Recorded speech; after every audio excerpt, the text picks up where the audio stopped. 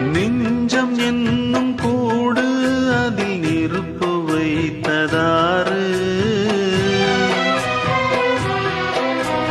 துன்பம் வந்த போதும் அதை துடைப்பதிங்கு யாரு? கலங்கும் போது சேரு, அது தெளியும் போது நீரு.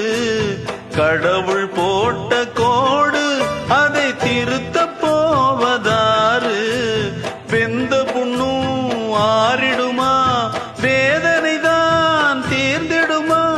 விண்ணுக்கும் மண்ணுக்கும் சம்பந்தம் உண்டுன்னு சொன்னது யாரு? அது மன்னவன் பேரு. அந்த வானத்தை போல மனம் படைச்ச மன்னவனே, பனி துளிய போல குணம் படைச்ச தென்னவனே.